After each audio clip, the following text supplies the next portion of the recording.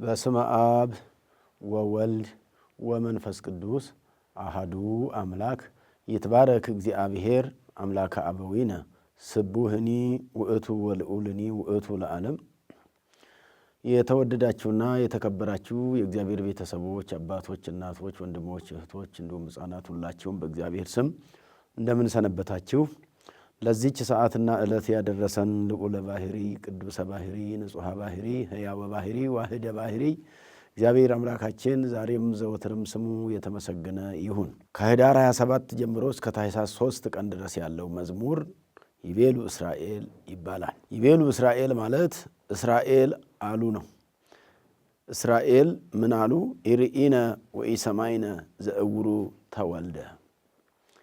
እውሩ ነው የተወለደ፣ አላየንም አልሰማንም። እንደዚህ አይነት ሰው ወተከስተ አዕይንቲሁ በሰንበት ወተከስታም ይላል በዘይቤው፣ በምስጢሩ ብቻ ሲሄድ ወተከስተ ይላል። አንድና ብዙ ማለት ነው።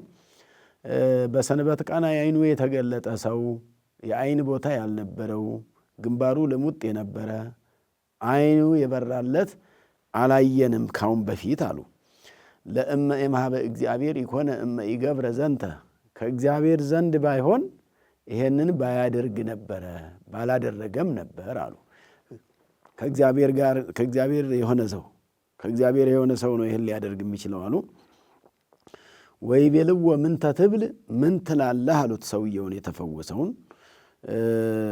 በእንተ ዘአህየወከ ዘአህየወኒ ይቤለኒ፣ ስላዳነ ሰው ምን ትላለህ? ወይቤለኒ አለ ኢትንግር ወእምዝ ዘያኪር ይርከብከ፣ ከዚህ የሚከፋ እንዳያገኝህ ለማንም አትንገር ወይንም አትናገር፣ እንዳትናገር ብሎ አለኝ ብሎ መለሰ ነው።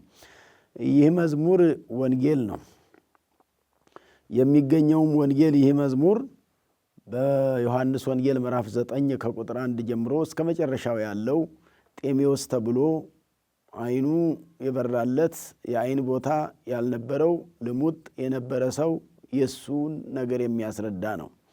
ቅዱስ ያሬድ ይሄንን ያዜመው ከዮሐንስ ወንጌል አምጥቶ ስለሆነ ይሄ መዝሙር በሌሊት የሚዘመረው፣ የሚጸነጸለው፣ የሚመረገደው፣ በእግዚአብሔር ስም የሚነገረው ወይንም ደግሞ ስለ እግዚአብሔር የሚወራ ቅዱስ ያሬድ ያዜመውና የዘመረው የእግዚአብሔር ቃል ነውና ከታኅሳስ 27 እስከ 3 ድረስ ነው እንግዲህ ያለው። ማነው? ከኅዳር 27 እስከ ታኅሳስ 3 ማለት ነው።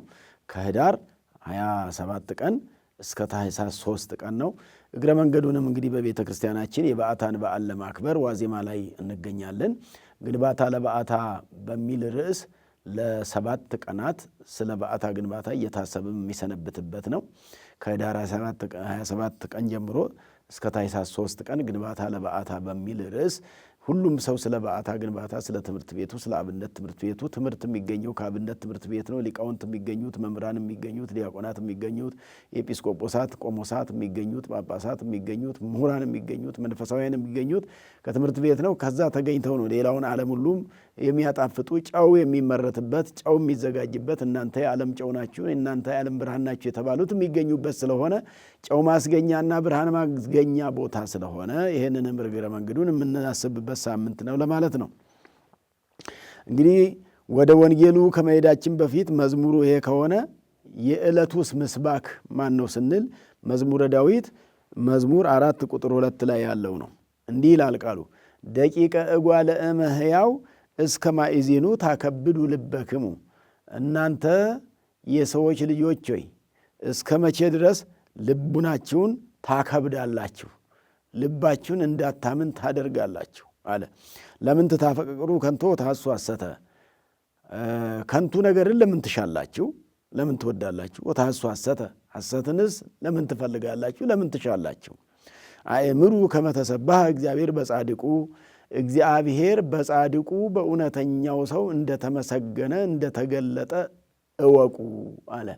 እንግዲህ ይሄ የተነገረ ስለ መነናውያን ወይንም ደግሞ ማኒ የሚባል በብሉይ ኪዳን እግዚአብሔር የለም እቺ ዓለም ሥራይ መጋቢ የላትም ያለ የእሱ ንብረት ጠፍቶበት ስለነበረ ንብረቴ ከተገኘ እግዚአብሔር አለ፣ ንብረቴ ካልተገኘ እግዚአብሔር የለም ብሎ የካደ ሰው ነበርና በዛ ምክንያት ዳዊት የተናገረው ስለ ከሃዲዎች እግዚአብሔር የለም ስለሚሉት እቺ ዓለም ሰራይ መጋቢ የላትም ስለሚሉ እግዚአብሔር የለም ስለሚሉ ሰዎች ነው ይሄን የተናገረውና እግዚአብሔር የለም የሚሉ ሰዎች እንግዲህ መቼም በእውነት ወገኖቼ እግዚአብሔር የለም እንደማለት የሚከፋ ኃጢአት የለም እንደዚህም የሚከፋ ኃጢአት የለም የመጨረሻ የኃጢአት ጥግ ማለት እግዚአብሔር የለም ማለት ነው ሰው ኃጢአት ሲሰራ እግዚአብሔርን እንደሌላ አድርጎ ሲሰራና እየፈራ ሲሰራ እኩል አይደለም የሚፈራ እግዚአብሔር አለ ብሎ የሚያምን ነው የሚፈራም እግዚአብሔርን ነው የሚያፍር ሰውን ነው ሰውን ያፍራል እግዚአብሔርን ይፈራል ስለዚህ እናንተ የሰው ልጆች የመነናውያን ልጆች እስከመቼ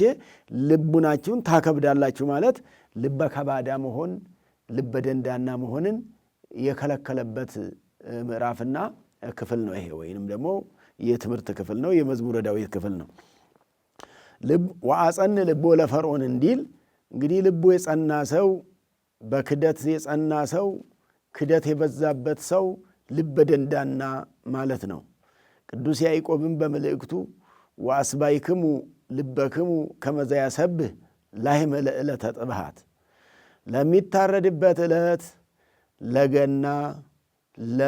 ለገና ወይንም ለልደት ለትንሣኤ እንደሚሰቡ እንስሳት ልባችሁን አሰባችሁ ብሎ ያዕቆብ በዚያ ዘመን የነበሩትን ክርስቲያኖች ሲያስተምር በወንጌሉ ጸንቶ መኖር ሲያቅታቸውና ዓለም ሲወስዳቸው ሆዳችን ይሙላ ደረታችን ይቅላ ብለው ወደ ዓለም እየሄዱ ስለሚያስቸግሩ ሰዎች ዓለም ስለሚያሸንፋቸው ሰዎች ሲናገር ልባቸውን እንደ እንስሳ እንደሚደልብ እንስሳ አልተብሎ ይታረዳል ተብሎ ይበላል ተብሎ ይሰባልና ሰው ደግሞ ልቡን ቢያሰባ የማይታረድ ነው የማይበላ ነው ምንም ጥቅም የለውም ከእግዚአብሔር ጋር ጠብ ነው ልክ እንደሱ ልባችሁን የፈርዖንንም ልብ አጸናለሁ እንዳለ እግዚአብሔር ልበ ጽኑ አድርጎ የማይመለስ አድርጎ እስከ ስጥመተ ባሕር እስከሚደርስ ድረስ አላምን እንዳለ በባለፈው በቅዱስ ሚካኤል በዓል ላይ ተምረነው እንደነበረ እናስታውሳለን ከዚያ እግዚአብሔር ከንቱ ነገርን ለምን ትወዳላችሁ አለ እግዚአብሔር በዳዊት ላይ አድሮ ሐሰትንም ለምን ትሻላችሁ አለ ሐሰት በዚህ ዘመን ዋናው ነገር ሆኖ ሰው ሁሉ በሐሰት የሚወነጃጀልበት በሐሰት አንዱ አንዱን የሚከስበት አንዱ አንዱን ጠልፎ ለመጣል ጥረት የሚያደርግበት ከሳሽ የበዛበት ነገር ጠላፊ የበዛበት ነገር የሚያቀያይር በዓለም ላይ የበዛበት ዘመን ነው ይሄ ሁሉ ዳዊት የዚህ ዘመን ታይቶት ነው በዚህ ልክ ተናግሮ የነበረው ከዛ ዳዊት በተናገረበት ዘመን የሚብስ ነገር ነው ያለው አሁን ያ ይቀላል ይሄ ይበልጣል ይሄ አሁን ጊዜው ቴክኖሎጂውም ተስፋፍቷል ሁሉም ነገር ስውር ነገር የለም እለት እለት ነው የሚገኘው እለት ነው የሚሰማው እንኳን የተሰማው ያልተሰማው እንዲህ ሳይታሰብ አይቀርም ተብሎ በግምት የሚነገርበት በሰው ሆድ ያለውን ሳያውቁ እንዲህ ሳይታሰብ አይቀርም ተብሎ ከሰው ሆድ ውስጥ ገብቶ የሚታሰብበት ዘመን ሰው ሆድ ውስጥ ያለውን እንዲህ ሊሆን ይችላል ብሎ እርግጠኛ የሆነ የሚያወራበት ዘመን ላይ ነው የተደረሰውና ስለዚህ ዳዊት በመዝሙሩ እስከ መቼ ድረስ ልባችሁን ታከብዳላችሁ ብሎ እንደተናገረው ሁሉ ዛሬም እኛም ልባችንን የምናከብድ ልባችን አልመለስ ያለ ልባችን የጠጠረብን ልባችን የጠነከረ ነገር እግዚአብሔርን ማስተዋል ያቃተው ልባችን አሁንም ከእግዚአብሔር ዝህ ሕዝብ በከናፍሪሆሙ ኢሳይያስ ምዕራፍ 29 ላይ ዝህ ሕዝብ በከናፍሪሆሙ ያከብሩኒ ወበልቦሙ ሰነዋሃ ይርህቁ እምኔ ይሄ ሕዝብ አለ ኢሳይያስ ይሄ ሕዝብ ከኔ እኔን በከንፈሩ ያከብረኛል በልቡ ግን ከኔ ረጅም 40 ክንድ የራቀ ነው አለ ኢሳይያስ ላይ አድሮ እግዚአብሔር ይሄ ሕዝብ በከንፈሩ ነው የሚያከብረኝ ከንፈሩን ነው የሚመጥልኝ አክብሮቱ ከንፈሩ ጋር ነው ፍቅሩ ከንፈሩ ላይ ነው ያለው ወደ ልቡ አልገባም ልቡ ግን ከኔ የራቀ ነው አለ ነብየ እግዚአብሔር ኢሳይያስ እንደዛ ሁሉ እንግዲህ እግዚአብሔር ልብሳችሁን ሳይሆን ልባችሁን ነው የሚለው የሚፈልገው ልብሳችንን አይደለም ልባችንን ነው የልብሳችንን መጽዳት አይደለም የሚፈልገው የልባችንን መጽዳት ነው ልባችን የጸዳ እንደሆነ እግዚአብሔር ያድርበታል የእግዚአብሔር ማደሪያ ይሆናል ሥጋ ወደሙ እንቀበልበታለን ሕይወት እናገኝበታለን እንጸድቅበታለን ልቡና ካልተመለሰና ካልጸዳ ግን ውስጣችን ልባችን ከቆሸሸ ግን የቆሸሸ ልቡና ይዞ እግዚአብሔር ጋር መመላለስ ድካም ነው ውጤት አያመጣም ማለት ነው እና ያይዞ መጨረሻው ላይ የምስባኩ 3ኛው መስመር ምን ይላል አእምሩ ከመተሰብሃ እግዚአብሔር በጻድቁ አለ ዳዊት እግዚአብሔር በጻድቁ በኖህ በጻድቁ በሎጥ በጻድቁ ሕዝቅያስ በአዲስ ኪዳን ደግሞ በጻድቁ አቡነ ተክለ ሃይማኖት፣ በጻድቁ አቡነ ገብረ መንፈስ ቅዱስ፣ በጻድቁ አቡነ ሳሙኤል፣ በሌሎችም ጻድቃን እግዚአብሔር እንደተመሰገነ እወቁ አለ። እግዚአብሔር በቅዱሳን ይመሰገናል። እኛም ባናመሰግነው፣ እኛ ለምስጋና ምቹ ባንሆን የሚመቹት አሉ ለእግዚአብሔር። እኛ ለእግዚአብሔር መሆን ቢያቅተንም ሌሎች ለእግዚአብሔር የሆኑ የታደሉ አሉ። እነ ሕዝቅያስን እግዚአብሔር ተመስግኖባቸዋል። ሕዝቅያስ ንጉሠ ይሁዳ፣ እነ ኖህ እንዲሁ ሌሎች ዓለሙ በሙሉ ጠፍቶ እሱ ከነቤተሰቡ በመርከብ ሄዳ ነው።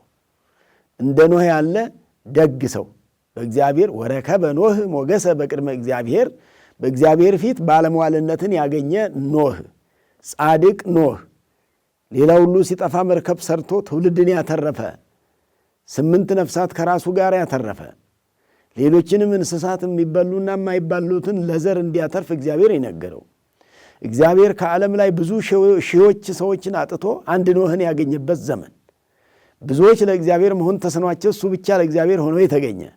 ስለዚህ እግዚአብሔር አያጣም፣ እኛንን እግዚአብሔርን የምናጣው እንጂ እግዚአብሔር እኛ ማንሆነው ሌሎችን ያገኛል። ለሱም የሆኑ አሉ እኛም ማናውቃቸው እግዚአብሔር የሚያውቃቸው። በኤልያስ ዘመን እንደነበረው አንተም ማታውቃቸው ብዙ ሺህ ሰዎች አሉኝ እንዳለ እግዚአብሔር 7,000 ሰዎች አሉኝ አንተም ማታውቃቸው፣ አንተ ያላያቸው እኔ የማያቸው፣ አንተም ማታውቃቸው እኔ የማውቃቸው ሌሎች ብዙ ሰዎች አሉኝ። እኔ ብቻ አለሁ አትበል፣ እኔ ሌሎች አሉኝ፣ ሌሎች ወዳጆች አሉኝ፣ እምመለክባቸው፣ እምመሰገንባቸው፣ እምቀደስባቸው ሌሎች አሉኝ ብሎ እንደተናገረ ሁሉ እንግዲህ እግዚአብሔር ሰዎች አሉት፣ ደጋጎች አሉት። የኛ ደግ አለመሆን የኛ መልካሞች አለመሆን ነው ችግሩ እንጂ እግዚአብሔር ለራሱ የሆኑት ስላሉት ዛሬም በእውነተኞቹ ይመሰገናል። እግዚአብሔር ሁልጊዜ በክፎች አላመሰግነው ሲሉ እግዚአብሔር በደጎች፣ ሰው አላመሰግነው ቢል እንኳን እግዚአብሔር ባህሪው ምስጉን ነው። ወገኖቼ ዓለምን ለምስጋና ሰውን ለምስጋና ከመፍጠሩ በፊት እኮ እግዚአብሔር በባህሪው ምስጉን ነበረ።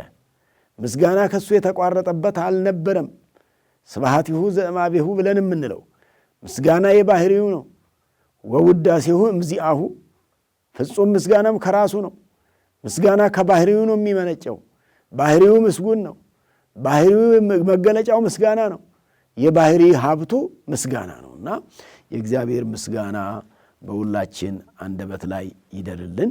ስናመሰግን ከልባችን እንዲሆን፣ መዝሙር ስንቆም ከልባችን እንዲሆን፣ ስንጸነጽል ከልባችን፣ ስናመረግድ ከልባችን፣ ሲዘመም ከልባችን፣ ሲጸፋ ከልባችን፣ ሰማይ እየታሰበ መንፈሳዊውን ነገር እያሰቡ ማሰብ መጸለይ ጸሎት ነው። መዝሙር ማለት የቅዱስ ያሬድ መዝሙር ዘሰንበት፣ መዝሙረ ያሬድ ዘሰንበት፣ የሰንበት መዝሙር ዘሰንበት፣ በሰንበት ቀን ብቻ የሚመሰገን ሰኞ፣ ማክሰኞ፣ ሮብ፣ ሐሙስ፣ ዓርብ፣ ቅዳሜ በእነዚህ በስድስቱ ቀናት የማይባል እሁድ ብቻ ተለይቶ የሚባል የቤተ ክርስቲያን ስርዓት።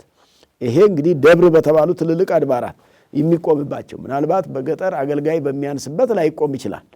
ክብረ በዓል እየተጠበቀና ወርሃ በዓል እየተጠበቀ ብቻ ማይሌት ሊቆም ይችላል። በከተማውና ሰው ባለበት ቦታ ግን በአድባራት ደብር ተብሎ የሚባሉት አንድ ደብር ደብር ሆነ የሚባለው መዝሙር ሲቆምበት ነው። መዝሙረ ያሬድ እሁድ እሁድ ሲቆምበት ደብር ሆነ ይባላል። እዛ ድረስ ግን ገጸር ቤተክርስቲያን የገጸር ቤተክርስቲያን ነው የሚባለው። ደብር ሆነ የሚባለው መዝሙር ሲቆምበት ነውና በየቦታው በብዛት መዝሙር የሚቆምባቸው ናቸው ያሉትና መዝሙሩን ስንቆም ስናገለግል ለእግዚአብሔር እንደሆንን በእውነት መዘምራን አገልጋዮች በቅኔ ማይሌት የመዝሙሩን የማይሌቱን አገልግሎት የምናገለግል ወንድሞች አባቶች በንጹህ ልብ እግዚአብሔርን ማገልገል እንድንችል ለዚህ ነው ቅዱስ ዳዊት ሰው እንግዲህ ልቡን እያጠነከረ ልቡን እያጸና ጥንካሬው ከእግዚአብሔር ጋር ሳይሆን እየቀረ ዓለም እየማረከው ወደ እግዚአብሔር መመለስ ልቡ አልመለስ እያለ ሲቸግረው ነው ይሄን ያለውና ስለዚህ እግዚአብሔር በጻድቃን ላይ በጻድቁ ላይ ይገለጣል ይመሰገናል ነው። እግዚአብሔር ዛሬ በቅዱስ ያሬድ ላይ ተገልጦ ነው ይህ መዝሙር የተዘመረውና ስለዚህ ይህንን መዝሙር የሰጠን እግዚአብሔር የተመሰገነ ይሁን። ከዚህ ጋር አያይዘን እንግዲህ የዕለቱ ወንጌል ቅድም እንደነገርኳችሁ የዮሐንስ ወንጌል ምዕራፍ 9 ከቁጥር 1 ጀምሮ ያለው ነው። ረጅም ነው ምዕራፉ ሙሉውን ስለሆነ ከአንድ እስከ መጨረሻው ስለሆነ ከቁጥር 1 ጀምሮ እስከ 41 ነው የመጨረሻው ምዕራፉ የሚያልቀው። በ41ኛው ቁጥር ላይ ነው የሚያልቀው። ስለዚህ ስለምንድን ነው ዘከመ ፈወሰው እግዚአብሔር ለዘእውሩ ተወልደ፣ እውሩ ነው የተወለደውን ሰው ጌታ ኢየሱስ ክርስቶስ እንደፈወሰው ዓይን ላልነበረው ሰው ዓይን እንደሰጠው ነው። ጌታ ኢየሱስ ክርስቶስ ወደዚህ ዓለም መጥቶ ዓይን ላልነበራቸው ዓይን ሰጣቸው፣ ጆሮ ላልነበራቸው ጆሮ ሰጣቸው፣ እጅና እግር ላልነበራቸው እጅና እግር ሰጣቸው፣ ሙሉ አካል ላልነበራቸው ሙሉ አካል ሰጣቸው። ምክንያቱም ስጦታ የሱ ነውና ቸር ስለሆነ። ዓይነ ሥጋ ብቻም አይደለም ዓይነ ነፍስንም ነው የሰጠው። የውስጥ ዓይን ማለት ነው። ዓይነ ነፍስ ማለት ውሳጣዊ ዓይናችን፣ ውሳጣዊ ዓይኖቻችንን ብሩህ ያደረክልን ይላል አይደል ጸሎተ ኪዳኑ ላይ። ውሳጣዊ የውስጥ ዓይኖቻችንን ያብራልን እግዚአብሔር። የውጭው አሁን የሁላችንም መቼም ዓይነ ስውር ብዙ የለም፣ አብዛኛው ሰው ያያል። ከላይ እያየ የውስጡ የታወረበት አጋጣሚ ግን አለ። ቅድም እንዳልኩት የውስጥ ዓይናችን በኃጢአት የታወረብን፣ የውስጥ ዓይናችን እግዚአብሔርን ማየት የተሳነው፣ የውስጥ ዓይናችን መልካም ነገርን ማየት የተሳነን አለንና ከዚያ አንጻር ጌታ ኢየሱስ ክርስቶስ ዓይነ ሥጋንም ዓይነ ነፍስንም የሰጠው ዓይነ ልብን ርእዮ ለይብኪ ዓይነ ልብ ዘቦ የልብ ዓይን ያለው ሰው አይቶ ያልቅስ ተብሎ በሰቆቃ ወድንግል ላይ ስለመቤታችን በሚመሰገነው ላይ እንደተነገረው። ስለዚህ ይሄ ሰውዬ ጤሜዎስ ይባላል።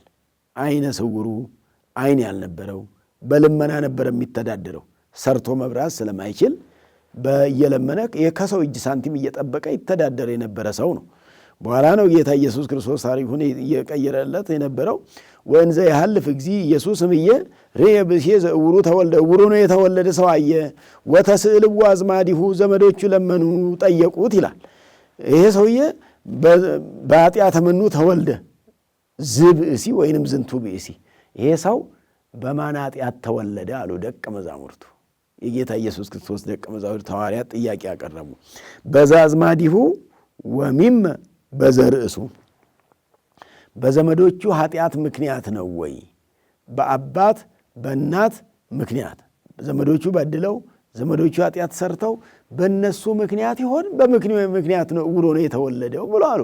እንግዲህ ምናልባት የቤተሰብ ኃጢአት ወደ ልጆች ይተላለፋል የውርስ ኃጢአት ተብሎ ስለሚባል ይልቁኑ ገና ጌታ ኢየሱስ ክርስቶስ ዓለምን ለማዳን የመጣበት ዘመን ስለሆነ ቀራንዮ ላይ ድነቱ ገና ስለተፈጸመ የውርስ ኃጢአት ስላለ በዓለም ላይ እየተወራ ያለው የውርስ ኃጢአት ነውና ይሄም በውርስ ኃጢአት ወይንም ደግሞ ወላጆች በበደሉት ነው ወይ ሲል አይደለም፣ በዚህ አይደለም አለ ጌታ ኢየሱስ ክርስቶስ። ይውእቱ አበሰ ወይ አዝማዲሁ ወይ ቤሎሙ እግዚእ ኢየሱስ ይውእቱ አበሰ ወይ አዝማዲሁ፣ እሱም አልበደለም ዘመዶቹም አልበደሉም ወላጆቹም በድለው ሳይሆን ከመያስተር ግብረ እግዚአብሔር በላዕሌሁ፣ በዚህ ሰውዬ ላይ የእግዚአብሔር ሥራ ይገለጥበት ዘንድ ነው። አያችሁ የእግዚአብሔር ሥራ መገለጫ መሆን፣ እግዚአብሔር ሥራ መገለጫ፣ የወንጌል መገለጫ መሆን፣ የመልካም ነገር መገለጫ መሆን፣ የፍቅር መገለጫ መሆን፣ የትሕትና መገለጫ መሆን፣ የአስታራቂነት መገለጫ መሆን፣ የበጎ ሥራ መገለጫ መሆን መታደል ነውና የእግዚአብሔር ሥራ ሊገለጥበት ነው አለ ጌታ ኢየሱስ ክርስቶስ። በወላጆቹ በደልና በሰውየውን በደል ምክንያት ሳይሆን የእግዚአብሔር ሥራ ሊገለጥበት ነው። ተአምር ሊገለጥበት ነው። የኔ ተአምር በእሱ ላይ ስለሚገለጥ ነው። እሱም በመፈወሴ ትምህርት ስለሚሰጥበት ነው። ወንጌል ማስተማሪያ ሊሆን ነው። የተአምራት መገለጫ ሊሆን ነው። እግዚአብሔር ምክንያት አለው በሉ ወገኖቼ። አላችሁ አያችሁ፣ ይህን ሰውዬ እግዚአብሔር ዓይነ ስውር ሆኖ የፈጠረው እኮ ምክንያት አለው። እግዚአብሔር ሥራ ሊሰራበት ነው። ለሥራ ይፈልገናል ወገኖቼ። የማይፈለግ ሰው የለም። የምንፈለግበት መንገዱ የተለያየ ሊሆን ይችላል። የማይፈለግ የለም። አልፈለግም ብላ አታስብ ወይ ትበል ወሬዛ አነ ብለዋል ጌታ ኢየሱስ ክርስቶስ በትንቢተ ኤርምያስ ምዕራፍ 1 ቁጥር 5 ላይ እኔ ገና ልጅ ነኝ ወጣት ነኝ አልፈለግም አይትበል፣ ከእናትህ ማኅፀን ጀምሮ መርጬሃለሁ ቀድሼሃለሁ ይላል። እንዲህ ይላል፣ ከእናትህ ማኅፀን ጀምሮ መርጬሃለሁ ይላል። ስለዚህ አልፈለግም እግዚአብሔር አይፈልገኝም ብለን አናስብ። ምናልባት የቸገረን እግዚአብሔር እየፈለገን እኛ እግዚአብሔርን የማንፈልግነን። እሱ ይፈልገናል፣ እኛ እንፈልገው። እሱ ይከተለናል፣ እኛ እንከተለው። እሱ ይጠብቀናል፣ እኛ እንጠብቀውም። እሱ ያየናል፣ እኛ እናየውም። እሱ በዓይነ ምሕረቱ እየጎበኘን ያውለናል፣ ያሳድረናል። የምንበላውን የምንጠጣውን የምንለብሰውን ሰጥቶ ያኖረናል። እኛ ግን ለእሱ የሚገባ ምስጋና ማቅረብ አቃተን፣ የራሳችን ድካም ማለት ነው። ስለዚህ ይሄ ሰውዬ እንግዲህ የእግዚአብሔር ሥራ ይገለጥበት ዘንድ አለውና ጌታ ኢየሱስ ክርስቶስ ሰውየውንም ጠርቶታል። እንግዲህ ምንድን ያለው ጌታ ኢየሱስ ክርስቶስ? እኔ አባቴ እኔን የላከበትን ሥራ እሰራ ዘንድ አሁን ቀን ነው፣ ቀን ሳለ ሥራዬን እሰራለሁ አለ። በቀን እንግዲህ ብርሃን እንደሆነ አነ ውእቱ ብርሃኑ ለዓለም እኔ የዓለም ብርሃን ነኝ። የጤሜዎስ ብርሃን ነኝ፣ የእናንተም ብርሃን ነኝ፣ የሰው ሁሉ ብርሃን ነኝ። ዓለም የተባለው ሰው ነው። ለሰው ሁሉ ብርሃን እኔ ነኝ። የጨለመበትን ዓለም ላበራ የመጣሁት የጨለመባቸውን የሰው ልጆች በሙሉ ላበራላቸው የመጣሁ ብርሃን ነኝ። እኔ እውነተኛው ብርሃን፣ ደፈር ከፈር የማይከለክለው፣ ቀንና ሌሊት የማይፈራረቀው፣ ጨለማ የማይፈራረቀው ብርሃን። አዎ ወአልቦ ጽልመት ውስተ መክፈልታተ ህላዌሁ ይላል ሊቁ። ምንም አይነት ጨለማ አይፈራረቀውም፣ ጠፈር ደፈር አይከለክለውም። የማይከለከል ብርሃን፣ በጨለማ ጊዜ የሚጨልም ያልሆነ ብርሃን ዘኢይጸልም የማይጨልም ብርሃን እኔ ነኝ ብሎ ጌታ ኢየሱስ ክርስቶስ ብርሃንነቱን ተናገረ። ከፀሐይና ከጨረቃ ብርሃን ከከዋክብት ብርሃን የተለየ እነሱ ጨለማ ይፈራረቃቸዋል። ፀሐይ ቢበራ ሌሊት ይጨልማል። የኢየሱስ ክርስቶስ ብርሃንነት ግን ጨለማ አይነካውም። እስመ ጽልመትኒ ይጸልም በኀቤከ ተብሎ የተነገረለት በዳዊት መዝሙር። በአንተ ዘንድ ጨለማ የለም እኮ ተብሎ የተነገረለት። ጨለማ አያውቀውም። በእሱ ዘንድ ጨለማ የለም። እሱ ዘንድ ሁልጊዜ ብርሃን ነውና ሰውየውን በመንገድ አግኝቶ ጌታ ኢየሱስ ክርስቶስ ጨለማ ይመጣል፣ ሌሊት ይመጣል፣ ማንም ሥራ የማይሰራባት ሌሊት ትመጣለችና ያቺ ሌሊት ከመምጣቱ በፊት ሥራዬን እሰራለሁ አለ ጌታ ኢየሱስ ክርስቶስ። ሌሊት ያላት ዕለተ ዓርብን ነው። በዚያ ቀን ፀሐይ ጨለማ ይሆናል፣ ጨረቃ ደም ይሆናል፣ ከዋክብት ይረግፋሉ። ያ ይመጣል አለ። እስመ ትመጽእ ሌሊት የሚለው ሌሊተ ዓርብን ነው። እስመ ትመጽእ ሌሊት የሚለው ሌሊተ ምጽአትን ነው። በዕለተ ምጽአትም እንደ ጨለማ ነው። ይህ ዓለም ያኔ ይጨልማል ስለሚያልፍ ማለት ነው። እሱ ከማለፉ በፊት ቀድማችሁ መልካም ሥራ ስሩ። ጨለማ የተባለ ዕለተ ሞት ነው። ዕለተ ሞታቸው ከመምጣቱ በፊት በጨለማ ምንም እንደማይሰራ ሁሉ ከሞት በኋላ የሚሰራ ሥራ የለም። እዚህ በተሰራው ሥራ ነው መንግሥተ ሰማያትን መውረስ የሚቻለው። እዚህ ባልተሰራው ሥራ አይጸደቅም ነው። ስለዚህ ሰውየውን ጌታ ኢየሱስ ክርስቶስ ምን አለው? ምራቁን ተፍቶ ለውሶ ቀባው። የዓይኑን ቦታ ኳለለት ጌታ ኢየሱስ ክርስቶስ። ዓይን ፈጠረለት፣ ዓይን አስተካከለለት። አዎ ወቀቦ አዕይንቲሁ ለዘእውሩ ተወልደ። እውሩ ነው የተወለደውን ሰው ጭቃ ቀባው። እንግዲህ በልማዱ ቅዱስ ያሬድን በጾመ ድጓው እንደሚለው ጽቡር የአውር ሕያወ ዓይነ አለ። ጭቃ ጤነኛውን ደነኛውን ዓይን ያጨልማል ያጠፋል እንጂ ዓይን ያበራል ያለ። መቼ አፈር ዓይን ያበርቶ ያውቃል ወገኖች? እስቲ ጭቃ ዓይናችሁ ውስጥ ጨምሩና ያበራላችኋል? ያጠፋል እንጂ አያበራም። አዲስ ነገር ነው የተደረገው። ይሄ የሚያጠፋው የማያጠፋ ሆነ ማለት ነው። አጥፊው ጭቃ አጥፊው አፈር መድኃኒት ሆነ። እግዚአብሔር መድኃኒት ካደረገ እኮ አቧራው አይደለም እምነት የሚሆነን፣ ውሃው አይደለም ጸበል ሆኖ እያዳነን ያለ፣ ጸበል ሆኖ እየፈወሰን ያለ። በሌላ በኩል ውሃ ነው። እግዚአብሔር ጋር ሲመጣና እግዚአብሔር ሲቀይረው ጸበል ነው። ጸበል ከሆነ በኋላ መድኃኒት ነው። ሐኪም የማያድነውን በሽታ ወደ ማዳን ነው። ብዙ መድኃኒቶች ያላድነው ያሉትን የሚያድን ነው። ብዙ ቀጠሮም ሳያስፈልገው የዕድሜ ልክ በሽታ ከዕድሜ ልክ በሽታ የሚያላቅቅ ነው። በአንድ ቀን ጸበል፣ በ3 ቀን ጸበል፣ ቢበዛ እንኳን በ7 ቀን ጸበል ከዕድሜ ልክ በሽታ እየተላቀቅን አይደል እየኖርን ያለነው ወገኖች። ምን ስለሆነ? እግዚአብሔር ስለባረከው። እግዚአብሔር ባረከው ከሆነ እግዚአብሔር የቀደሰው ከሆነ እግዚአብሔር ያደረበት ከሆነ መድኃኒት ነውና ያ ጭቃ መድኃኒት ሆነ ለዚህ ለዓይነ ስውሩ ሰውዬ። ያን ተቀብቶ ሄዶ ሰሊሆም የሚባል ቦታ ላይ ሁር ወተሐጸብ በምጥማቃተ ሰሊሆም፣ በሰሊሆም መጠመቂያ ተጠመቅ አለው፣ ታጠብ አለው። ሄዶ ሲታጠብ ዓይኑ በራለት። እግዚአብሔር የተመሰገነ ይሁን። የእኛንም ዓይነ ልቡናችንን ያብራልን እግዚአብሔር። ዓይነ ልቡና አሁን ይሄ ፊታችን እየበራ ነው፣ እያየ ነው። የእኛ የታወረው የውስጥ ነው። የጤሜዎስ የታወረ ደግሞ የውጭው ነው። ከውጭው መታወር የውስጡ መታወር ጉዳት ነው። የውስጥ መታወሩ በጣም ከባድ ነው። ብዙ ነገር ነው የሚያበላሸው። እንቅፋት ይመታል፣ መሄጃ ያሳጣል፣ እግዚአብሔር ጋር አያደርስም። ውስጥ ከታወረ ልብ ከታወረ እግዚአብሔርን ማየት ያቅታል። ልባቸው የበራላቸው ናቸው እግዚአብሔርን ማየት የሚችሉት። እግዚአብሔርን ማየት እንድንችል እግዚአብሔር ሁላችንን ይማርከን ይርዳን። ከዛ ይሄ ሰውዬ ሲመለስ ግን መልካም ነገር አልገጠመውም። ቀናተኞች ተነሱ፣ ምቀኞች ተነሱበት። ስናገኝ የማይወዱ ስታገኙ የማይወዷችሁ፣ ንግዳችሁ ሲስተካከል የማይወዱ፣ ስራችሁ ሲስተካከል የማይወዱ፣ በሰው ሀገር ስትኖሩ ወረቀታችሁ ሲስተካከል የሚጠሉ፣ ደስ የማይላቸው። ምቀኛ ከሩቅ አይመጣም፣ እንግዲህ ከጎረቤት ነው የሚመጣውና ምንድነው የሚበለው? ምቀኛና ቅንድብ አያድግም ይባላል። ቅንድብ ጸጉር ይሄ ከዓይን በላይ ያለው አያድግም። እንደው በዚህ ዘመን ሰው ዝም ብሎ እየቆራረጠው እያስተካከለ እያበጃጀ ይለዋል እንጂ አድጎ አያውቅም። ምቀኛና ቅንድብ ወይንም የቅንድብ ላይ ያለ ጸጉር አያድግም ይባላል። ምቀኝነት አያሳድግም፣ ከእግዚአብሔርም ያጣላል። የእግዚአብሔር ሰው እንዳንሆን ያደርገናል። እግዚአብሔር ከምቀኝነት ይፈውሳል። እንዴት በሰንበት ቀን አንተን ፈወሰ ብለው ነው የተነሱበት። መፈወሱ ደስ ሳይላቸው ቀረና ምክንያት ፈጠሩ። አይሁድ ምክንያት ፈጣሪዎች ናቸው። በወንጌል መካከል፣ በድህነት መካከል፣ በሕይወት መካከል፣ በጽድቅ መካከል ዛሬም ቢሆኑ ግብረ አይሁድ የሚሰሩ በመልካም ነገር መካከል ክፋት የሚዘሩ የማይስማማቸው ሁልጊዜ ያሉ አሉ። ሁልጊዜ በክስ የሚኖሩ፣ ሁልጊዜ በወቀሳ የሚኖሩ፣ ሰውን እንኳን ወደ ወቀሳ ዓለም የሚጋብዙ ራሳቸው ወቅሰው ብቻ አይተውም ሌላ ወቃሽ እንዲፈጠር፣ ከሳሽ እንዲፈጠር፣ ጠላት እንዲፈጠር፣ ጥላቻ እንዲዘራ የሚፈልጉ፣ ጥላቻ የሚበትኑ፣ ስለ ጥላቻ የሚያስተምሩ፣ ሰው በተጣላ ቁጥር ስራ የሰሩ የሚመስላቸው፣ ሰው አፋጅተው አባልተው አደባድበው አገዳድለው አጫርሰው ይኖሩ የሚመስላቸው። ስለዚህ ከእንዲህ አይነት መንገድ መውጣት ያስፈልጋል ወገኖቼ። እንዲህ ሰው በመክሰስ የሚገኝ ነገር የለምና አምላካችን መድኃኒታችን ኢየሱስ ክርስቶስ በሰንበት ቀን የፈወሰ አሉ። ሰውየውን አይሁድ እፎ ተከስተ አዕይንቲከ አሉ። በሰንበት ቀን እንዴት ዓይንን ፈወሰ? ያ ጭቃ የቀባኝ ሰው ሂድ ታጠብ አለኝ፣ ሄጄ ታጠብኩ፣ ወገባይኩን ዘይሬ እያየው ተመለስኩ። እያየ ተመለሰ። አያችሁ፣ በእግዚአብሔር ትእዛዝ የሄዱ ሰዎች ጨልሞባቸው ቢሄዱ በብርሃን ነው የሚመላለሱት።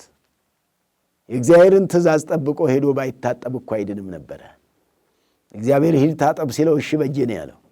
እግዚአብሔር ሂዱ ዳኑ ሲለን፣ ሂዱ ያስቀድሱ ሲለን፣ ሂዱ ቁረቡ ሲለን፣ ሂዱ ጽደቁ ሲለን ወደ ጽድቅ ስንሄድ እያየን ነው የምንመለሰው። በብርሃን ነው የምንመላለሰው። በብርሃኑ ተመላለሱ የተባልነው ይሄ ነውና በብርሃን መመላለስን ለእኛ የሰጠን አምላካችን መድኃኒታችን ኢየሱስ ክርስቶስ ስሙ የተመሰገነ ይሁን። ስለዚህ በምቀኝነት ተነስተው ሰውየው ግን ጠንካራ ነበርና ኃጢአተኛ ነው፣ ይሄ ኃጢአተኛ ባይሆን ይህን አያደርግም ነበረ አሉት። እሱ ደግሞ ለእመ እምኀበ እግዚአብሔር ይኮነ እመ ኢገብረ ዘንተ፣ ከእግዚአብሔር ዘንድ ባይሆን ይህን እንዴት ያደርጋል ብሎ እንደውም ያስተምራቸው ጀመረ። እሱ ከእነሱም ወገን በጌታ ኢየሱስ ክርስቶስ ያመኑት የዓይነ ስውሩን ዓይን ማብራት የቻለው እርሱ ከእግዚአብሔር ቢሆን ነው። እግዚአብሔር ነው፣ ይሄ ስራው የእግዚአብሔር ነው፣ ሰው የሚሰራው አይደለም። እግዚአብሔር ያላደረበት ይህን ሊያደርግ አይችልም፣ ይህንን ሊሰራ አይችልም የሚል መልእክት ይተላለፍ ጀመረ። አንተኑ ትምህረና አሉ። አንተ አስተማሪያችን እንዴ? እንደውም ታስተምረናለህ ደግሞ ደፋር አሉት። ደፈርከን አሉ። ሰው እኮ ክርስቲያን ሲሆን ተደፈርኩ አይልም፣ ተገፋውም አይልም፣ አይነገርም። በክርስትና ዓለም እኔ ተገፋው አይባልም፣ በቀል እግዚአብሔር ነው።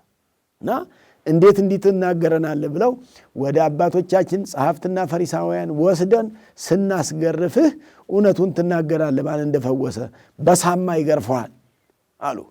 እኛ ግን እሱ መምህራችን አይደለም፣ ንሕነሰ አርዳኢሁ ለሙሴ፣ እኛ የሙሴ ደቀ መዛሙርት ነን አሉ። እውነት ታዲያ የሙሴ ደቀ መዛሙርት ከሆኑ ሙሴ እኮ ጌታ ኢየሱስ ክርስቶስ ወደዚህ ዓለም እንደሚመጣ ሥጋ ለብሶ ተስፋው ደርሶ በአጭር ቁመት በጠባብ ድረት ተወስኖ በዚህ ምድር ላይ እሱ እንደሚመላለስና እንደሚያስተምር እኮ ሙሴ አስቀድመው ተናግረዋል። የሙሴ ልጆች ነን ይላሉ፣ ግን የሙሴ ሥራ የላቸውም። የአብርሃም ልጆችንም ብለው መምህራችን ሙሴ አሉ፣ የመምህራቸው የሙሴን ሥራ አይሰሩም። ኦሪቱን ጽፎ ያስተማራቸው ልክ እሱ ነው። አምስቱም ብሔረ ኦሪት መጻሕፍተ ኦሪት ጽፎ ያስተማራቸው መምህራቸው ሙሴ ነው። መምህራቸው ሙሴ የሚሰራውን ግን አንድ ደቀ መዝሙር አንድ ተማሪ የመምህሩን ፈለግ ካልተከተለ ምን ተማርኩ ይባላል? መምህሩ የሚያደርገውን ካላደረገ ዝም ብሎ መምህሩ የሚያስተምረውን ፊደል ብቻ፣ ትምህርት ብቻ፣ ቀለም ብቻ፣ ንባብ ብቻ ቢሸመድድ ትምህርት አይባልም። ትምህርት ሽምደዳ አይደለም ወገኖቼ። ትምህርት ሕይወት ነው። ትምህርት በጎነት ነው። ትምህርት ቅንነት ነው። ትምህርት መንፈሳዊነት ነው። በመንፈሳዊነት የማይገለጽ እነዚህ ሰዎች እውነትም ከሙሴ መማራቸው አልተካደም፣ ተምረዋል። ቤተ አይሁድ ጸሐፍት ፈሪሳውያን፣ እነዚህ 8ቱ ቤተ አይሁድ የእውቀት አይደለም ችግራቸው። እውቀቱ አላቸው፣ በእውቀቱ የማይኖሩ ናቸው። እውቀቱ አላቸው፣ በእውቀቱ የማይኖሩ ናቸው። እውቀቱና እነሱ አይገናኙም። እውቀት በላያቸው ላይ ያለ፣ እነሱ ደግሞ የእውቀት ሰዎች አይመስሉም። የእውቀት ሰው የሚሰራውንም ስራ አይደለም የሚሰሩት፣ የማያውቅ ሰው ስራ የሚሰራውንም አይደለም።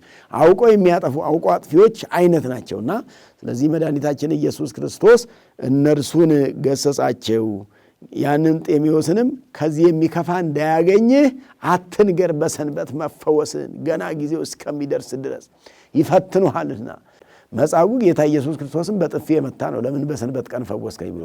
ይሄ ደግሞ ኃጢአተኛ መሆኑን አላውቅም፣ አይነ ስውር እንደነበርኩና አይኔን እሱ እንዳበራልኝ ብቻ አንድ ነገር አውቃለሁ አለ።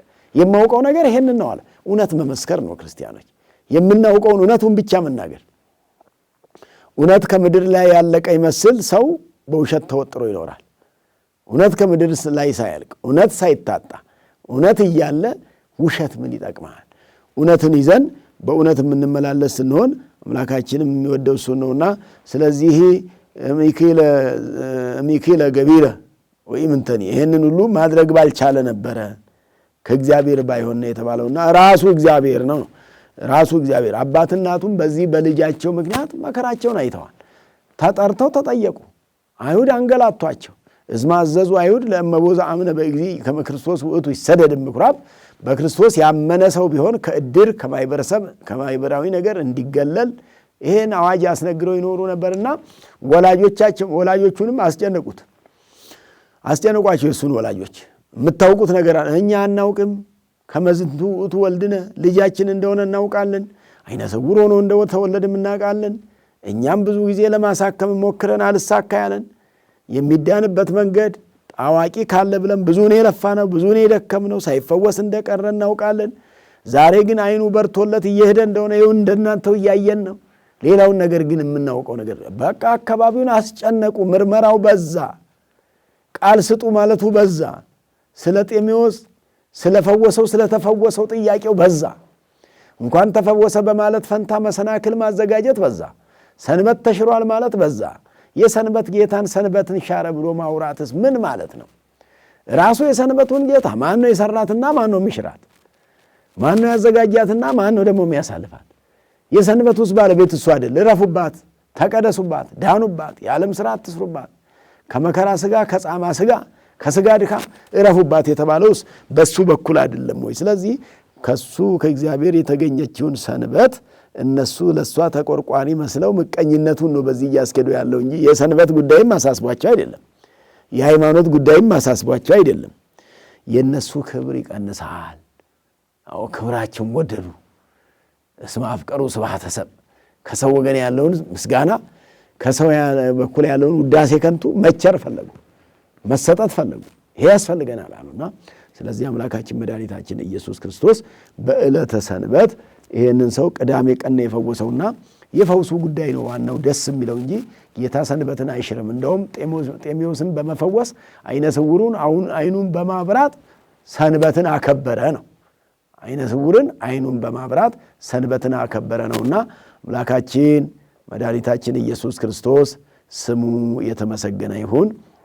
የጤሜዎስን አይን ያበራ አምላክ የእኛንም አይነ ልቡናችንን ያብራልን። አይነ ልቡና ከበራ እግዚአብሔርን ማየት ይቻላል። የውስጥ አይን ከታወረ ግን እግዚአብሔርን ማየት አይቻልምና ሊፈወስልን ሊድንልን የሚገባው ሰሊሆም ሄዶ ታጥቦ መፈወስም ያለበትም አይነ ነፍሳችን ነው፣ የውስጥ አይናችን ነው። ይሄ እግዚአብሔርን ማየት ተስኖት ዓለምን ብቻ እያየ ጥቅምን ብቻ እያየ ጊዜያዊ ኑሮን እያየ በጊዜያዊ ነገር ዘላለማዊ ነገር እየረሳና እየዘረጋ ያለ ውሳጣዊ ልቡናችን ስለሆነ መፈወስ ያለበት። ስለዚህ መዝሙሩ ከህዳር 27 እስከ ታኅሳስ 3 ቀን የሚባለው ይቤሉ እስራኤል ነውና እንደነገርኳችሁ የሚዲያችን ተከታታዮች በታሪካ ነገሥት በዓታ ለማርያም ገዳም በአሁኑ ሰዓት እየተሰራ ያለው የልማቱ ስራ የዲዛይኑ ስራ ተጠናቆ አሁን ግንባታ ስለተጀመረ ከህዳር 27 እስከ 3 ድረስ ይሄ መዝሙር የሚባልባቸው ሳምንቶች ላይ ማለት ነው ግንባታ ለበዓታ በሚል ርዕስ ባለሙያው ስለ በዓታን ግንባታ እንዲመክር ባለገንዘቡም ገንዘብ አስተዋጽኦ በራሱ በተቀመጠው አካውንት ላይ ገቢ እንዲያደርግ መካሪዎች በዚህ ጉዳይ እንዲመክሩ ባለጸሎትም በዚህ ላይ እንዲጸልዩ ቤተ ጉባኤውን አብነት ትምህርት ቤቱን አዳሪ ትምህርት ቤቱን በአባታችን በዳግማዊ ምኒልክ መታሰቢያ የተዘጋጀውን ትምህርት ቤት ለመገንባት ሁላችሁም እንድትረባረቡ አሳስባለሁኝ። ይህንን ሚዲያ በማቀናበርና በማስተካከልም ይረዱንም ልጆቻችንን እግዚአብሔር በረከት ረድኤት ያድልልን። የምትከታተሉትን ሁሉ እግዚአብሔር ይባርካችሁ። ወስብሐት ለእግዚአብሔር። ይቆየን።